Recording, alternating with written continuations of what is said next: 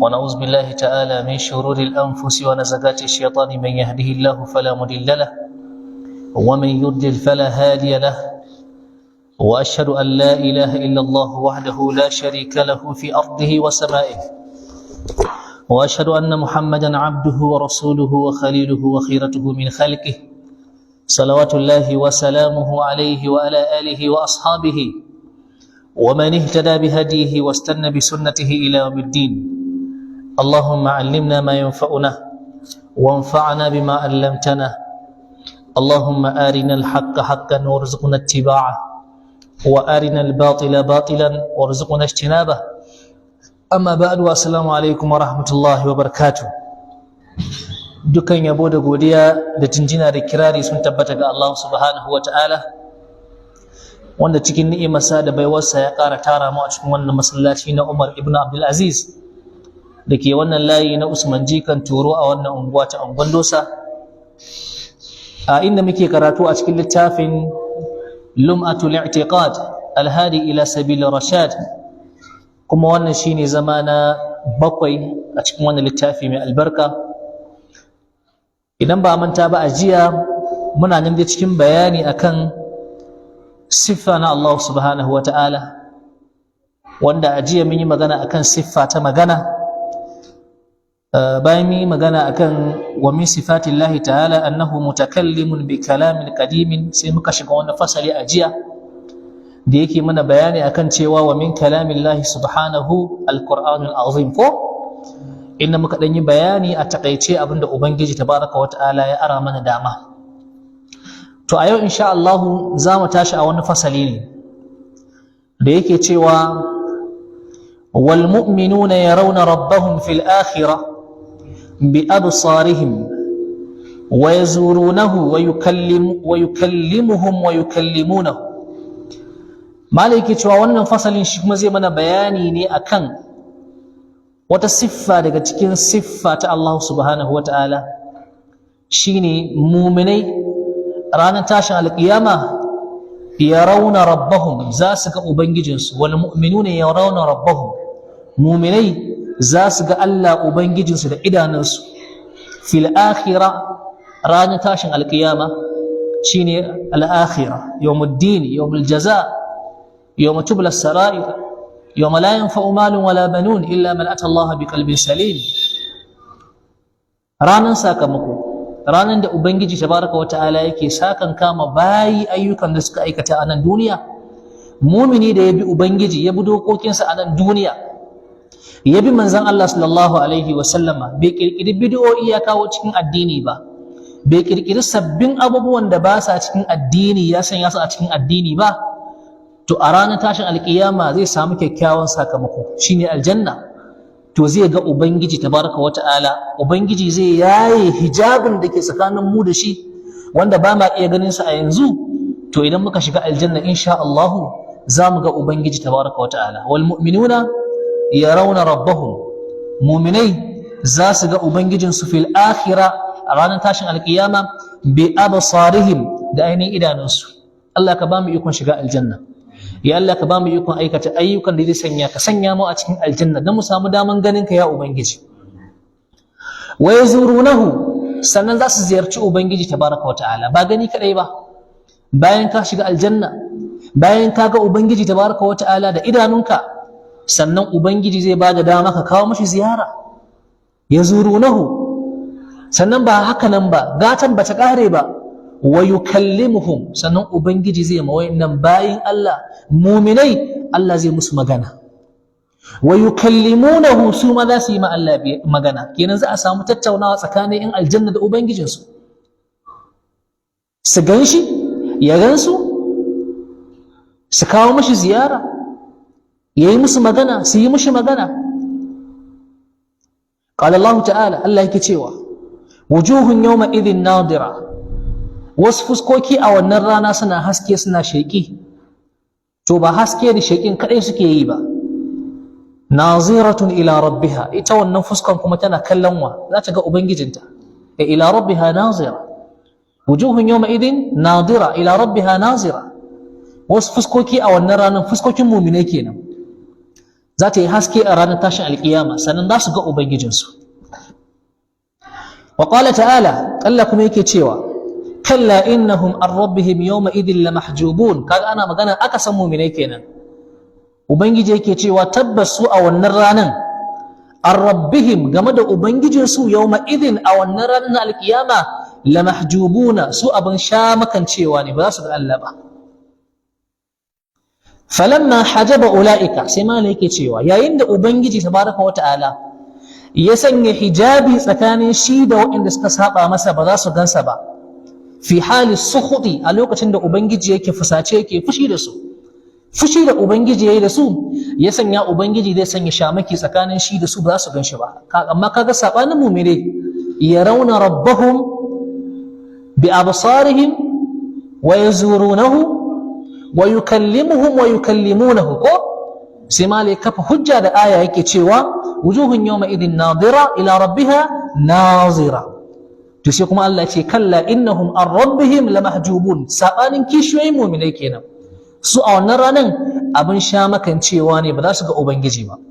To sai malai yake cewa falamma hajaba ulaika fi hali sukhuti, yayin da ubangiji tabaraka wa ta'ala ya sanya shamaki tsakanin shi da wa'annan a lokacin da yayi fushi da su saboda abubuwan da suka aikata, dalla ala anna almu'minina yarawnahu fi hali rida, sai wannan yake nuni ashe kenan mu'minai tun da su ubangiji tabaraka wa ta'ala baya fushi da su, su ubangiji tabaraka wa ta'ala ya yarda su, sun samu yaddan ubangiji, to wannan dalla ala anna almu'minina yarawnahu, za su ga ubangiji fi hali rida, a ainihin hali na yadda da ubangiji yake yi da su.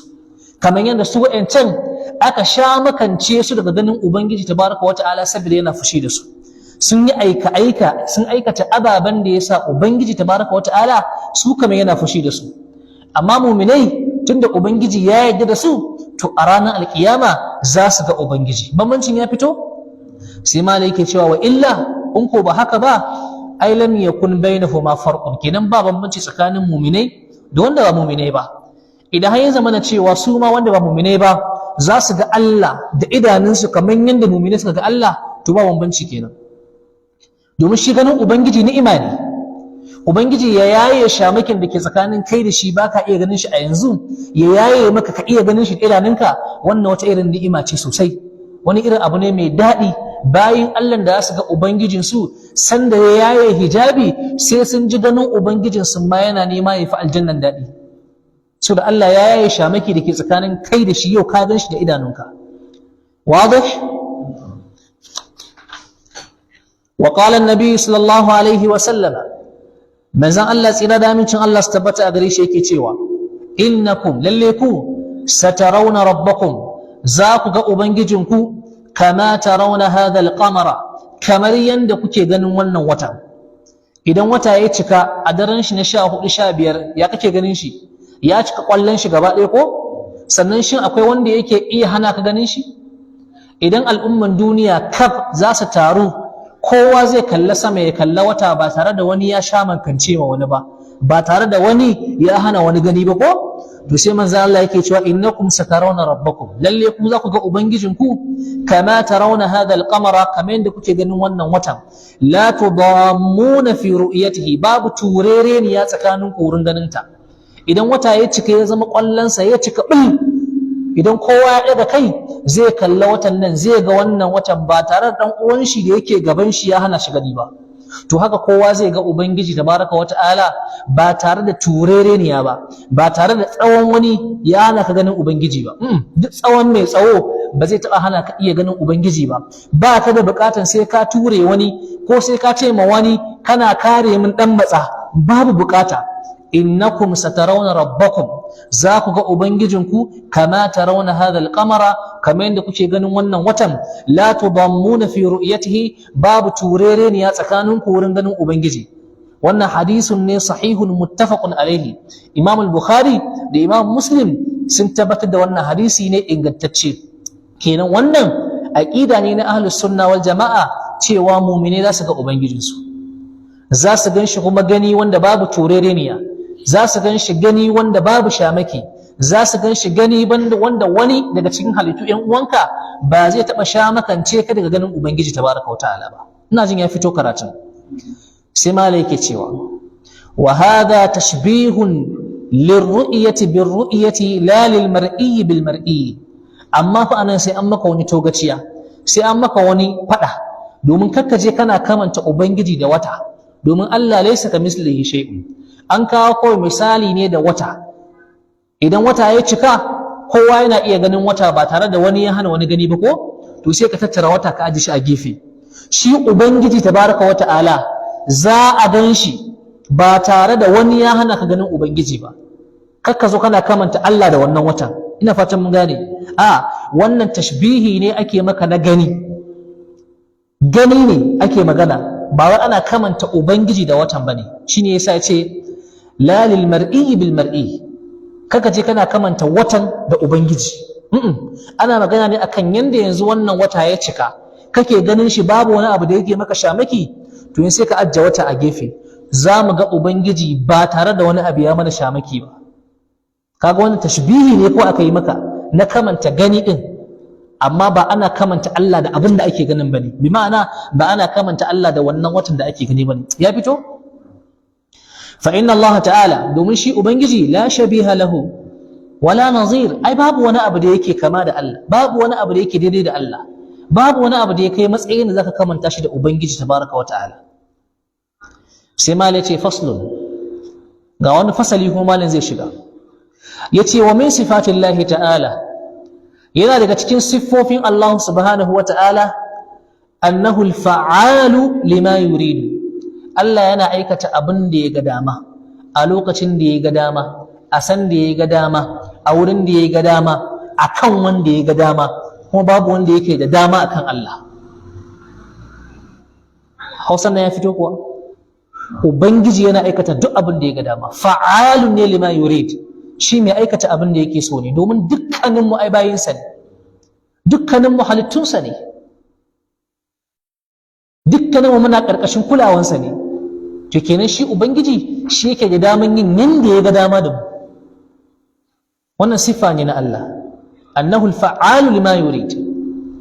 La yakunu shay'un, babu wani abu da yake kasancewa illa bi iradatihi, sai da nufin Allah. In kaga wani abu ya faru, haka Allah yake so ya faru. Allah ya so ne abin ya faru. Inda Allah bai so ba, abin ba zai faru ba. Idan dukkanin al'umman duniya za su taru akan su amfanar da kai wani abu, ba za su iya ba, sai Allah ya so. Haka nan su haɗu su cutar da kai, ba abin da zai cutar da kai sai idan ubangiji ya so. Domin shine fa'al lima yurid. Allah ne abun da yake aikata abin da ya ga dama. La yakunu shay'un illa bi iradatihi, sai da nufinsa. Wala yakhruju shay'un an mashi'atihi, kuma babu wani abu da yake fita daga ganin damansa. Iwa a ce ga wani abu nan Allah bai so kuma abin zai faru. A Allah ya so ne ya faru. Ya fito? Allah ya so ne abin zai faru. Walaysa fil alami shay'un, babu wani abu a cikin wannan duniyan da yakhruju an taqdirihi, da yake fita daga kaddaran ubangiji. Wala yasduru illa an tadbirihi, babu wani abu da yake zuwa kuma face wannan abin yana cikin tsarin Allah ne. Duk abin da kaga ya zo, to haka Allah ya tsara. Duk abin da ya faru, haka Allah yake so ya faru. Kenan babu wani abu, walaysa fil alami shay'un yakhruju an taqdirihi wala yasduru illa an tadbirihi. So da kaga wani abu ya faru, to haka Allah ya tsara abin zai faru haka. Kaga wani yana nuna maka daidai da arzikinka, kai dai ka tashi ka yi al-akhdhu bil asbab, thumma tawakkulu ala Allah. Kai riko da sabubba, sai ka dogara da Allah subhanahu wa ta'ala. To abin zai tafi ne yanda ubangiji ya tsara. Wadih? Yanda Allah yake so haka abin zai faru. Ai ko ba washi ya ce zafin nema baya kawo samu ko? Duk zafin neman ka zaka samu iya abin da Allah ya kaddara maka samu ne. Wala mahida anil qadari al maqdur, sannan babu mafaka, babu inda wani mutum ya isa ya je ya ɓoye, wai ya ɓoye ma abin da ubangiji ya kaddara mishi, sai ya faru. Duk ka gama guje-gujen, ana ba da labarin cewa akwai wani mutumin da shi baya hawa mota. An tambaye shi me yasa, wai mota na kashe mutane, so daga shi bai hawa mota. idan har tafiya ya kama sai an hawa mota to ya haƙura, shi ba zai je ba. Amma shi ya fi gane muwa ya taka da kafan shi ya tafi kawai, mota na kisa. Amma da yake yana ƙarƙashin wannan maganan wala mahida anil qadar al maqdur, yana cikin ɗaki motan ya zo ya kashe shi. Yana ɗaki motan ya kubce hanya ya zo ya fasa ginin ya hallaka shi. Me ya sanya? Babu mafaka daga abin da Allah ya kaddara, babu. Inda Allah ya kaddara maka sai ya same ka. Haka arzikinka, ila kai ta neman ka kama nan ka kama can ka kama nan ka kama can, amma ran da ubangiji ya kaddara maka sai kaga abin ya zo maka kun fa yakun, sai a dinga mamaki, ba wani bane ne yake cikin kwata, amma juwani yau da wannan katon motar, juwani ne yau da kaza. Haka Allah ya kaddara. Duk kuma ka gama dabaran Allah ya baka arzikin, investment a can ko me yasa wai bai so kuɗin ya ƙare? Ba zai iya fita daga, ba zai iya samu wani mafaka daga talauci ba idan an rubuta mashi ita. Yana nan sai ga kawai ainihin kuɗin na ƙarewa yadda ka san an fesa musu fetur, ya rasa dalili. In gidajen mai ne ga sun kama da wuta, yana zaune a ce mu shagunan shi a kasuwa sun ƙone, ko kuma sai ya ɗauki kuma kuɗin ya sanya a wani investment, sai a ce ai kuɗin sun rushe, investment ɗin ya samu wani matsala, babu kuɗin yanzu. Ko me ya taɓa sai ga kawai abin rushewa yake yi, arzikin kawai rushewa yake, asara yake yi. Sai ga sai an zo an waye gari bai da ko sisi, sai ya yi barin abin da zai ci, ba zai iya fita daga abin da Allah ya kaddara mashi ba. Ina jin karatun nan ya fito sosai. To ku yi kiyasi kuma ku kawai za ku iya kawo misalai da yawa na irin wayannan abubuwa. Wala mahida anil qadar al maqdur, wala yatajawazu ma khutta fi al lawh al mastur, sannan ba zai taba ketare ma abinda aka rubuta a cikin lawh al mahfuz ba. Ko zai iya? Ai riga an rubuta komai. Ubangiji tabaraka wa ta'ala ya halicci alqalami, sai ya ce ma alqalamin nan uktub, ya kai alƙalami ka yi rubutu. Alƙalami ya ce ma Allah mai zan rubuta? Sai ya ce ka rubuta maqadirul khala'iq, duk abin da na kaddara ma halittu na ka rubuta shi. Kuma Allah ya yi wannan abin ne gabanin ya halicci duniya da shekara 50,000. Ya ce ma alƙalami ya rubuta duk abin da zai faru a duniya. Sadaka alƙalami ya dinga rubutu, sai da ya rubuta duk abin da zai a duniyan nan tun daga farkon ta har ƙarshen ta. Kenan ko bai kaga ya faru ba zai taɓa fita a cikin ƙaddaran Allah ba. Haka Allah ya ƙaddara. Shine wala yatajawazu ma khutta fi al-lawh al-mastur, ay lawh al-mahfuz. Ma khutta ay shay'un maktub, abinda aka rubuta a cikin lawh al-mahfuz, to babu wanda ya isa ya ketare ma wannan. Allah ya san an rubuta mana abin da yake alkhairi a gare mu. Arada mal alamu fa'iluhu, ubangiji tabaraka wa ta'ala sai da ya kaddara duk abin da wannan duniya za su aikata, duk abin da kasan za a aikata a duniya sai da ubangiji tabaraka wa ta'ala ya kaddara shi, ya nufe shi. Shine arada mal alamu fa'iluhu, duk abin da al'alam za su aikata sai da ubangiji ya yadda ya rubuta ya kaddara musu. Walau asamahum, inda Allah ya so ya kange su, lama khalafuhu, da ba wanda zai saba ma Allah. Da Allah ya ga dama sai ya sanya mu kowa al-isma. Ko me al-isma? Shine ka zama baka saba mishi. Ana cewa mala'iku ma'asumai ne ko, domin la ya'asuna Allah ma amarahum wa yaf'aluna ma yu'marun. Inda Allah ya ga dama mu sai ya sanya mu masu isma, wanda ba ma zunubi, ba ma sabo. In Allah ya ga dama zai yi mu haka, bai rage Allah da komai ba. Walau sha'a, da ubangiji ya so an yuti'uhu, ayi mishi biyayya, kowa ya zama yana bin Allah jami'an, la ta'uhu, da kowa sai ya bi Allah. Amma ba haka Allah ya so ba. Allah sai ya tsara duniyan nan, akwai wanda su bi shi, akwai wanda ba su bi shi ba. Kuma sai ya tsara ma duk wanda ya bi shi ga sakamakonsa, duk wanda ya saba mishi shi ma ga sakamakonsa. Khalaqal khalqa, ubangiji tabaraka wa ta'ala shine wanda ya halicci halittu. Wannan halittu da muke kallo gaba ki daya ubangiji ne ya halicce su. khalaqal khalq wa af'alahum kuma Allah shi ya halicci ayyukan da wayannan halittun suke aikatawa. Allah ne allazi khalaqakum wa ma ta'malun ko ubangiji tabaraka wa ta'ala shi ya halicce ku da abin da kuke aikatawa. Wa qaddara arzaqahum kuma dukkanin wani kaddara na arzikin da zaka samu to ubangiji tabaraka wa ta'ala shine wanda ya kaddara maka. In dai arzikin ka ne to sai ya zo maka. Wa qaddara arzaqahum ubangiji ya kaddara arzikin da zai samu inna halittun nasa. Wa ajalahum kuma Allah ya sanya ajalin kowa ubangiji ya sanya mai ajalinsa. Kuma babu wanda zai kubce ma ajalinsa, ba wanda zai gudun ma ajalinsa, kowa sai ajalin shi ya riske shi. Yahdi man yasha'u bi rahmatihi Allah ne yake shiryar da wanda ya so da rahmansa. Wa yudillu man yasha'u bi hikmatihi Allah ne yake batar da wanda ya so da hikimarsa. Idan kaga Allah ya shiryar da kai to akwai hikima a ciki. Idan kaga ubangiji tabaraka wata'ala ya shiryar da bawa to akwai rahamansa a cikin shiryar nan. In ko kaga bawa ya bace to akwai hikima da ubangiji tabaraka wata'ala ya sanya a cikin bacewarsa. Wa yudillu man yasha'u bi hikmatihi. Qala Allah ta'ala Allah yake cewa shi Allah la yus'alu amma yaf'alu Allah ba a tambayan Allah game da abin da yake aikatawa, ba wanda ya isa ya tuhumi Allah akan abin da yake aikatawa, amma shi Allah wa hum yas'alun su ko sai an tambaye su, amma shi Allah ba a tambaye shi. Wa qala Allah ta'ala inna kulla shay'in khalaqnahu biqadar Allah ya ce komai mun halicce shi ne bisa kaddarawa. Wa qala ta'ala Allah yake cewa wa khalaqa kulla shay'in faqaddarahu taqdira ubangiji shine wanda ya halicci komai kuma ya kaddara shi kaddarawa.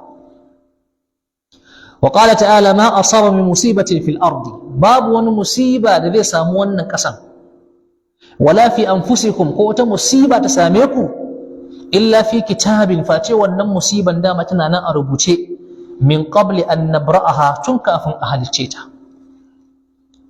Wa qala ta'ala Allah yake cewa faman yuridillahu an yahdiyahu duk wanda ubangiji tabaraka wa ta'ala yake da nufin shiryar da shi yashrah sadrahu lil islam ubangiji tabaraka wa ta'ala zai bude masa kirjinsa da fahimtar addinin musulunci. Wa man yurid an yudillahu duk wanda Allah yake nufin zai batar da shi yaj'al sadrahu dayiqan haraja sai ubangiji sanya ainihin kunci a cikin ainihin zuciyarsa a cikin kirjinsa, shi ba zai samu budewan kirji ba, bantala har addini ya iya shigansa, bantala har ya iya bauta ma Allah subhanahu wa ta'ala. Wa rawa ibn Umar ya fidda hadisi, ya ruwaito mana hadisi cewa anna Jibril alaihi salam qala lin nabiy sallallahu alaihi wa sallama malaika Jibril alaihi salatu wa salam ya ce wa manzan Allah tsira na mincin Allah su tabbata a gare shi mal iman menene imani ya rasulullah qala sai ya ce an tu'mina billah imani shine kai imani da Allah, kai imani cewa akwai Allah kuma Allah nan samamme ne kuma Allah nan yana da cikakken siffa ta kamala wanda babu naqasu a cikinta kuma Allah nan shi kadai ya cancanta a bauta masa, ba a haɗa shi da kowa a cikin bauta, ba a ɗaukan haƙƙin Allah ko ɗaya a ba wani bawa kowa ne da shi, ko da annabi Muhammad ne sallallahu alaihi wasallama ba a ɗaukan haƙƙin Allah a bashi. Haƙƙoƙin manzan Allah suna nan, haƙƙoƙin Allah daban na manzan Allah daban, ba a ɗaukan haƙƙin Allah a ba wa manzan Allah, ba a ɗaukan haƙƙin manzan Allah a ba ma Allah, a'a kowa haƙƙin shi daban. In ka ɗauki haƙƙin Allah ka ba wa manzan Allah to kaga ka kai manzan Allah inda bai kai ba, in ka ɗauko haƙƙin manzan Allah ka ba ma Allah kaga ka yi ma Allah na ƙasu kenan, domin ka sa ma Allah ta waya, ka ɗauko haƙƙin ɗan adam ka bashi.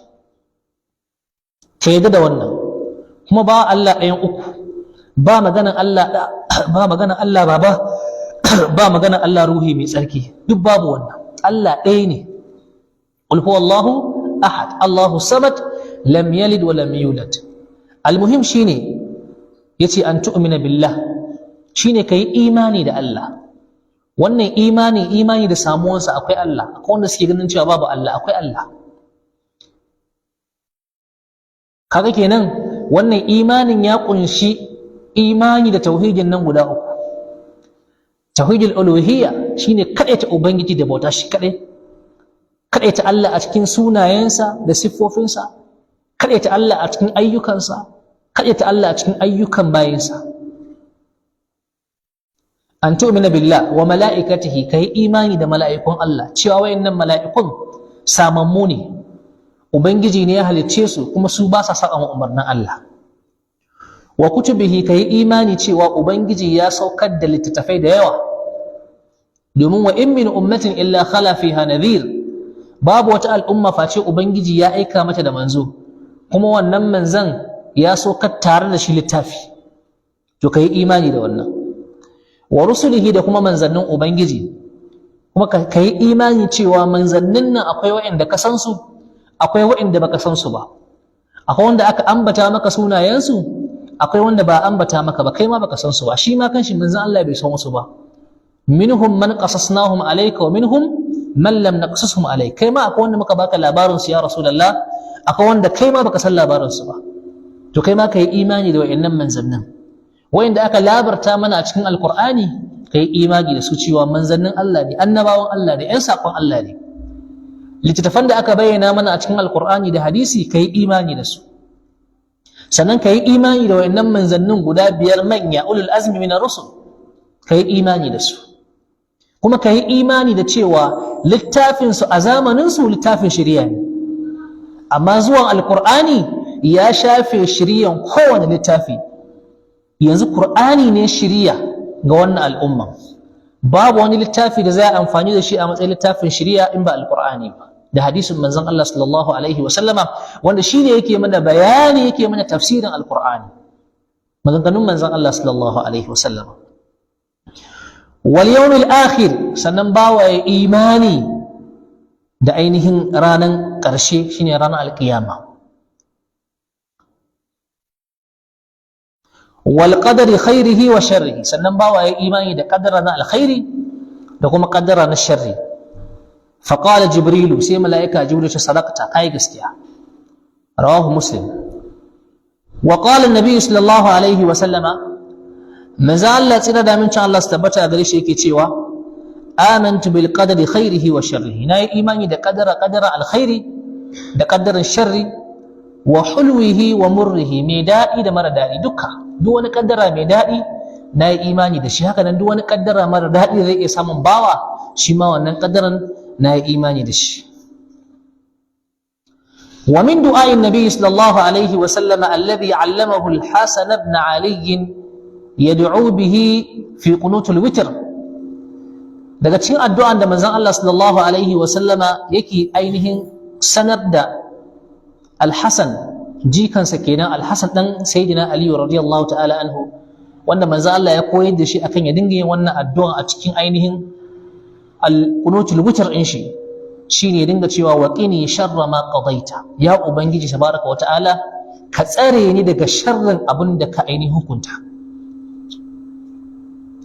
ولا نجعل قضاء الله وقدره حجة لنا في ترك أوامره واجتناب نواهيه، بل يجب أن نؤمن ونعلم أن الله علينا الحجة بإنزال الكتب وبعثه الرسل.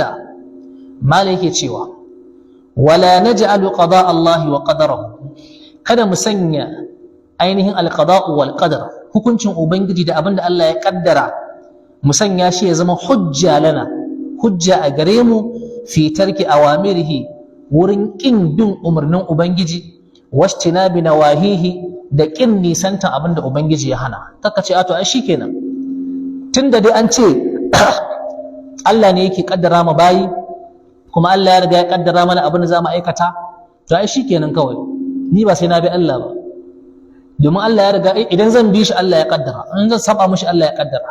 Kun gane?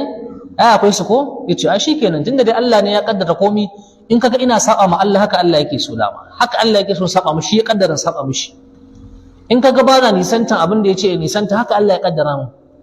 Shine ma yace wala naj'alu qada Allah wa qadarahu hujjatan lana fi tarki awamirihi wajtinabi nawahihi, yace bal yajibu an nu'mina, ya zama wajibi mu imani, wa na'lama, kuma mu sani cewa anna Allah alaina al-hujja, ubangiji ya da hujja akan mu bi inzalil kutubi domin ya saukar mana da littattafai. Wannan hujja ne, domin da ubangiji ya kaddara maka kaddara na alkhairi ko na shari bai baka ba sai da sauka maka da littafin zai gajin ɗinka. wa ba'sihi rusula da kuma aiko da manzanni da ya a cikin al'umma domin su dinga sassita al'umma suna koyar da su addini. qala Allah ta'ala, Allah yake cewa li alla yakuna lin-nasi 'ala Allah hujja, domin kada mutane su samu hujja akan Allah ba'da rusuli bayan manzanni sun shuɗe su ce ai muna da hujja. wa na'lamu anna Allah subhanahu wa ta'ala ma amara wa naha illa al-mustati' lil-fi'li wat-tark. mu sani cewa ubangiji tabaraka wa ta'ala bai bada umarni ba, ubangiji tabaraka wa ta'ala bai yi hani ba face ya hane mu ne akan abin da zamu yi hanuwa, kuma ya umarce mu ne da abin da zamu yi aikata. duk abin da Allah ya ce ya aikata dan adam zai iya aikata shi, duk abin da Allah ya ce a bar shi Allah ya san cewa dan adam zai iya barin abin shi sai Allah ya ce a bar shi. Sai sama ne yake cewa wa na'lam anna Allah subhanahu wa ta'ala ma amara wa naha illa al-mustati'a lil fi'li wat tark. duk abin da kaji Allah ya ce ayi Allah ya san zaka iya aikatawa ne, duk abin da kaji Allah ya ce a bari to Allah ya san zaka iya bari ne shi yasa ya ce ka bari. inda ba zaka iya bari ba zai ce ka bari ba. wa annahu lam yujbir ahadan ala ma'siyatin, Allah bai taba tirsa samu wani ya saba masa ba. wala tarrahu ila tarki ta'a, ubangiji tabaraka wa ta'ala bai taba matsa ma wani akan sai ya bar yi mishi ainihin da'a ba. kaga nan da ake samu yan aqidan jabariya kenan, masu cewa duk abin da kaga Allah ne ya tirsasa wani mu saba mishi, haka Allah yake so ne. qala Allah ta'ala la yukallifu Allah nafsan illa wus'aha, Allah baya dora ma wata rai face abin da za ta iya dauka. wa qala Allah ta'ala fattaqullaha mastata'tum, ku ji tsoron Allah gurgurun iyawanku, Allah kuma ya san menene gurgurun iyawan naka. wa qala ta'ala, Allah yake cewa al yawma tujza kullu nafsin bima kasabat, a yau za a sakan kama kowace rai da abin da ta aikata. la zulma al yau babu zalunci, duk abin da ka girbo ma kanka to za maka sakamako daidai da wannan abu, babu zalunci. fadalla ala anna lil abdi fi'lan, wannan yake yin nuni ashe bawa yana da daman aikata aiki, wa kasaban bawa yana da daman nemo wa kansa alkhairi ko sharri, yujza ala husnihi bithawabi, wanda za a mishi sakamako idan wannan abin abu ne mai kyau sai ya samu kyakkyawan sakamako. wa ala sayyi'ihi bil iqabi, idan kuma wannan abin da ya je nemo ma kansa ya girbo ma kansa ya aikato ma kansa abu ne wanda yake mummuna, to sai ya samu mummunan sakamako ta hanyar a yi mishi uquba akan wannan. wa huwa waqi'un bi qada'i Allahi wa qadarihi, kuma wannan zai faru ne, zai afku ne da kaddaran ubangiji tabaraka wa ta'ala, haka Allah ya kaddara. ina fatan mun gane babi na alqada wal qadar yana da fadi, malamai kuma da dama sun yi rubutu akan sa. faslun, sai malai ya ce ga wani fasali, to fasalin bai da tsawo za mu iya ɗaukar shi. malai ya ce wal imani, shi imani da muke gani ya ku yan uwa, qaulun ne bil lisan, shi imani zance ne na harshe, wa amalin bil arkani, bayan ka furta shi da harshenka sannan ana da bukatan kuma a ga alaman imani a cikin gabanka. ba ka furta imani da baki kadai amma ba a ganin imani a aikace kuma ka ce kana da imani, a abewa.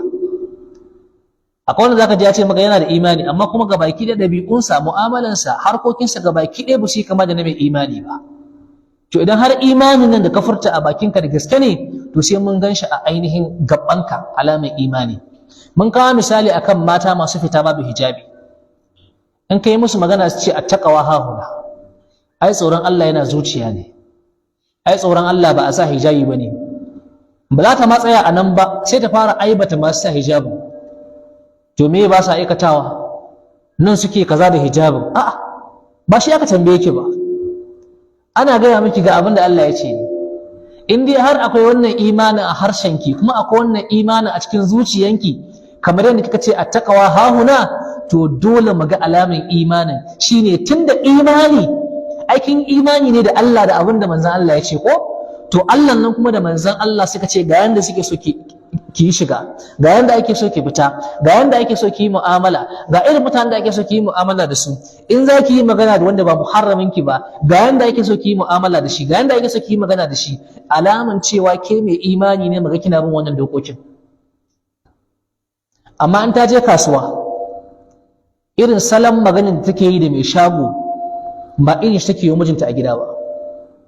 Mai shago za a mashi manganu masu daɗi a kankane shi don ya yi mata sauƙin kaya, a lokacin da take yi mijinta tsawa da maganganun rashin kunya a gida. Kun gane? Wannan ainihin karya murya da kike yi babu wanda aka yarda ki yi mawa sai mijinki. Za ta yi shi a waje, shi ko mijinta bai da wannan darajar da za a yi mishi. Wannan ba saba ma Allah bane? In an yi magana kuma kace attaqwa hahuna. Kin fito babu kusan tsirara babu hijabi. Ta yani gantalin lamma da kika ɗauko sai kika yafa shi baya kulla komi, kad dai a ce biki ɗauko bane. Ga sassan jikinki gabaki ɗaya shedan ya fidda su. Shedanin telan da ya miki ɗinkin kika yadda ki sa ke ma shedani yake fito haka, sannan shedani kuma ya dinga sawarta ma shedanu masu kallon ki. Kin halaka kin halakar, an yi miki magana kuma kin ce attaqwa hahuna. Ai tsoron Allah yana zuciya ne. To ku ji shi imani da tsoron Allah qaulun ne bil lisan, sai harshe ya furta, wa amalun bil arkani, sannan sai an ga alamun shi a ainihin gabbanka. Sai muga kina sa hijabi, ki dane fita babu hijabi. In kin fita babu hijabi wannan alamun rashin imani ne, domin kin imani ba za ki fita kina nuna tsaraicin ki a waje ba ma kunya, babu kishin kai. Ai duk wanda take fita take bayyana tsiraicin ta a waje ba ta kishin kanta ne. Idan kin san darajar kanki, kin san kishin kanki, ai kin san cewa ke wacce ubangiji ya karrama ni, addinin musulunci ya mutunta ki, ya karrama ki, yace ki lullube jikinki saboda tsada da daraja jikinki yake da shi. Ke kuma sai ke so ki dinga saken jikin ba kowa ya kalla, abulus amaho, saboda ke kanki ba ki kimanta naki jikin. Wa aqdun bil janani, idan ainihin harshe ya furta, zuciya zai kudurta, sannan za a ganshi a gabbai kuma suna aiki. Yazidu bit ta'a, imanin nan yana karuwa ne da yi ma Allah biyayya.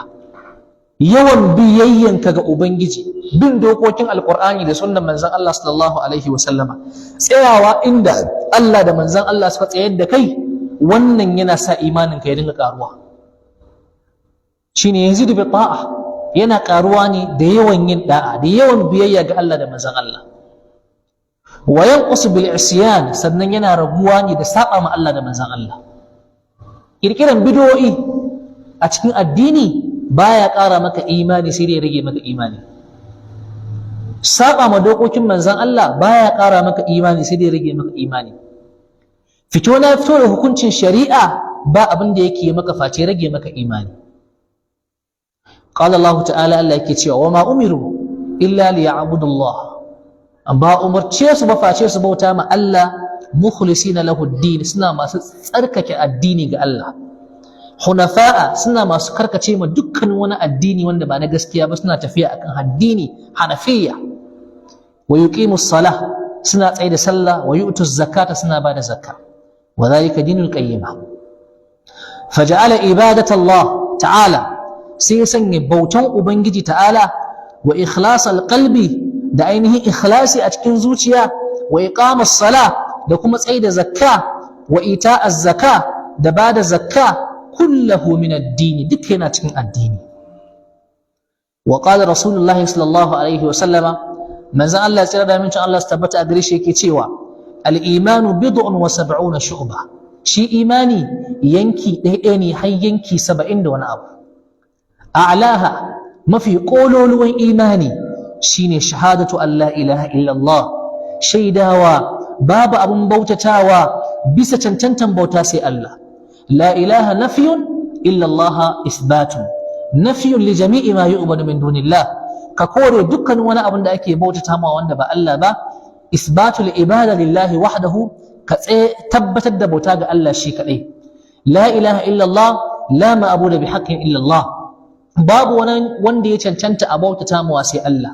Ko da kaga mai bauta yana bauta, to wannan abin da yake bautata muwa wanda ba Allah ba bai cancanci a bautata masa ba, Allah ne wanda ya cancanta a bauta masa. La ma'budu bi haqqin illa Allah. Sannan ka fahimci cewa la ilaha illa Allah ne yana da rukunai: ilmun, yaqinun wa ikhlasun wa sidquka ma'a mahabbatin wa inqiyadin wal qabul laha. Ko wa zida saminha al kufran min bima siwa al ilahi min al awsan qad uliha. Ka san rukunnanta kuma ka san cewa la ilaha illa Allah ne yana warwarewa kamar yadda alwala yake warwarewa. Za ka yi aikata abinda ka furta kalmar la ilaha illallah amma ka aikata abinda ya warware ta. Yasa manzon Allah yake cewa mutum yana iya yin yammaci yana musulmi amma kafin safiya ya zama arni. Mutum zai iya kaiwa safiya ya waye gari a musulmi amma kafin yammaci ya fitar da musulunci saboda wani abu da ya aikata ko ya furta. Allah ya kare mu. To yace shahadatu an la ilaha illallah, sai yace wa adnaha, mafi kankantan imani shine imatatul adha an tariqi, kawar da abin da yake cutarwa akan hanya. Ba kwalba kadai bane abin da yake cutarwa, ba kusa kadai bane, ba langalanga kadai bane, ko da rami ne akan titi yana cutarwa kuka zo ka ibo kasa kuka toshe ramin nan, kun yi imatatul adha an tariqi. Ruwa ne akan titi ana yawan zuwa an shige shi a fallatsowa mutane, sai kuka nemo ƙasa kuka zuba ma wannan ruwan ya koma yanzu babu ruwa a wurin bandala, idan mota ya bi ko mashin ya fatsalo wa mutane, kun yi imatatul adha an tariqi, kun kawar da abu mai cutarwa akan hanya. Wani ne yayi kaki sai ya tufar, in wani ya gani zai cutu, sai ka gani kai sai ka ibo ƙasa ka sa akai dan kada wani ya ƙara cutuwa bayan kai, ka kawar da cuta akan mene? Hanya. Imatatul adha an tariqi. Duk abin da ka san cutarwa ne, bishiya ne ta fito sai ya zama na cewa jijiyan wannan bishiyan ya biyo kan titi, ana yawan tuntuɓe, yara suna fasa kafa, sai kuka zo ka sanya diga kuka cire wannan jijiya daga kan titi, kun yi imatatul adha an tariqi. To ku yi kiyasin duk abin da kasancewa za a iya kawo shi akan titi a sanya shi akan hanyar al'umma, to kakka yi shi domin cutarwa ne. Kenan kaka zo ka dinga yin fitsari a wurin zaman mutane, cutarwa ne. Kaka zo ka yi fitsari a inda mutane ke wucewa su ji warin, kaka zo ka yi bayan gida, bantala ka ɗauko pampers ɗin yaranka ka dinga jefo mutane akan titi, ko kuma ki ɗauko always ɗinki ki dinga jefo mutane akan titi, cutarwa ne duka wa'innan. Ballantana kuma ka dinga buɗe shaddan gidanka a kwata, kai ba za ka kira masu kwashe shadda ba, sai dai ka faso rami ta kwatan gidanka, ka dinga ainihin shaddan gidanka idan an yi flushing sai dinga biyowa kwata yana bin kwatan mutane, cutarwa ne. Ballantana a cikin gida ki wanke ruwan wake sai ki zubo shi a kwatan al'umma ya dinga musu wari, cutarwa ne. Kai mun gane kuwa? Imatatul adha an tariqi, wannan shine mafi kankantan abin da zaka yi na ainihin imani. Faja'ala al-qawla wal amala min al-iman, sai manzon Allah sallallahu alaihi wasallam ya sanya zance da aiki duka yana daga cikin imani. Allah yake cewa fazadathum imana, sai muka ƙara musu ko ya ƙara musu imani. A wani ayin Allah yake cewa liyazdadu imanan ma imanihim, domin su samu ƙarin imani akan imaninsu. Me wanne yake yin nuni? Ashe al-imanu yazidu wa yanqus, ashe imani yana ƙaruwa kuma yana rabuwa, yana ƙaruwa da yawaita aikin alkhairi, yana rabuwa da ainihin takaita aikin alkhairi. Duk sanda alkhairinka yayi karanci, to ka sa a cikin ranka cewa imaninka zai ragu. Wa qala rasulullahi sallallahu alaihi wa sallama, manzon Allah tsira da amincin Allah su tabbata a gare shi yake cewa yakhruju minan nari man qala la ilaha illa Allah, duk wanda yace la ilaha illa Allah to koda ya shiga cikin wuta zai fita. Yakhruju minan nari man qala la ilaha illa Allah wa fi qalbihi mithqalu burra, ya zama cewa a cikin zuciyarsa akwai kwatankwacin alkama, aw khardalin ko komayya, aw dharratin ko wata zarra min al-iman.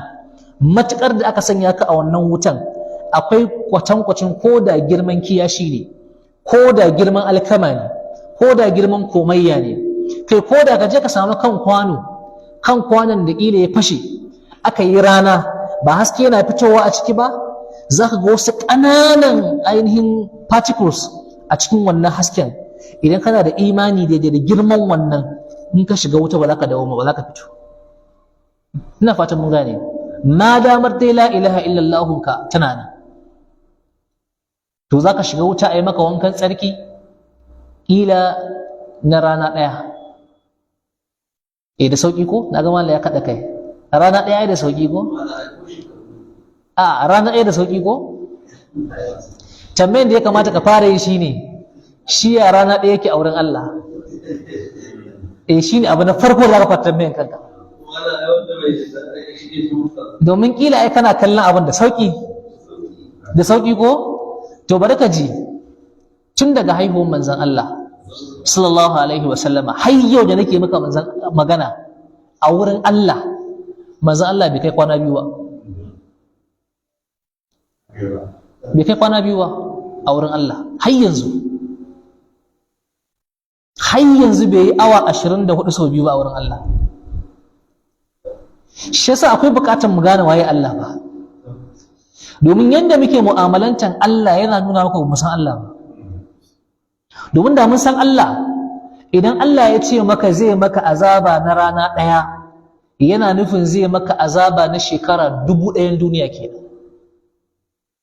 Domin wa inna yawman inda rabbika ka alfi sanatin mimma ta'uddun, rana ɗaya a wurin ubangijinka shine shekara 1000 a duniya da kuke irgawa.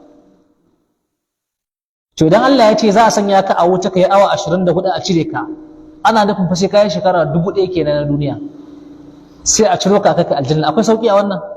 Babu sauki kwata babu sauki. To me ake da bukata? Kai duk yanda za a yi ka shiga wutan. Amma ita wutan ba farganin ce ba. Bayan ta duniya bane. To su da koda kan ɗaya alawa sau dubu a ce sakan sau dubu.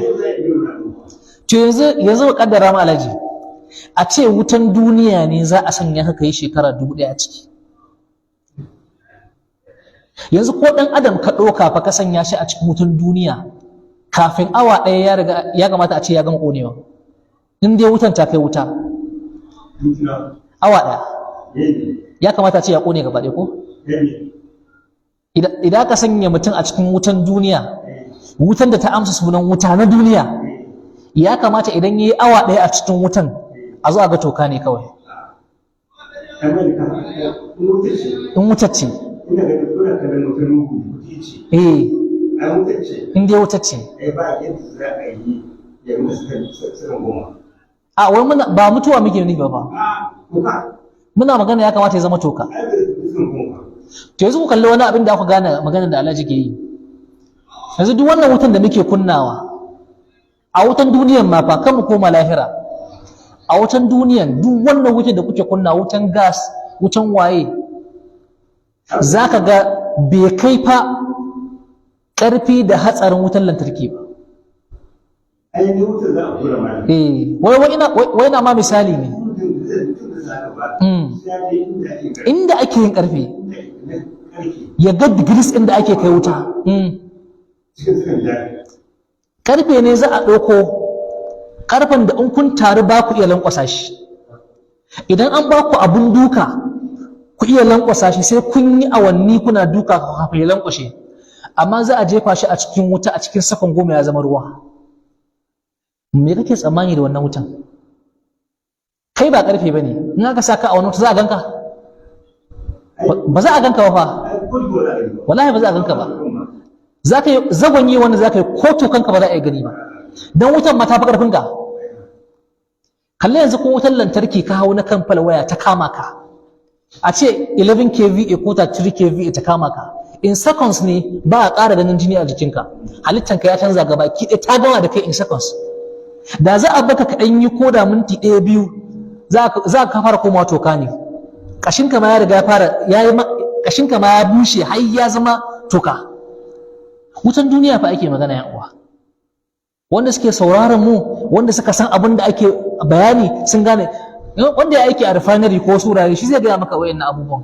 Duk wanda bai je inda ya ga wuta ba, dan kawai yana ganin wutan gas a gidan wutan gas din matan shi, ko yana ganin wutan murhu ko wutan itace, bai san wuta ba har yanzu. Ba wanda bai san wuta ba. Idan kana so ka dan fara gane wuta, kawai ka je wurin makera. Za ka dan fara gane wuta, fara ganewa ne shi ma. Domin za ga sun zuga wuta zugan da ko da ƙarfe bai narke ba, amma zai zama flexible, ta yadda shi ma flexible ɗin ba flexible bane wanda za ka iya lankwasa sai an sa guduma. Amma wannan ana gaya maka akwai wutan da ana jefa ƙarfen ya koma ruwa. ɗan uwa mu tsoraci Allah ba, mu tsoraci Allah sosai. Allah ba abokin wasan mu bane, kuma Allah ba wasa yake da mu ba.